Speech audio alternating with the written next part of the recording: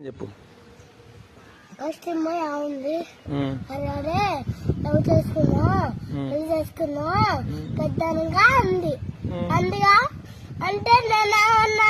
నేను మ్యాంగో కూర్చున్నా అప్పుడు మీరు ఉండు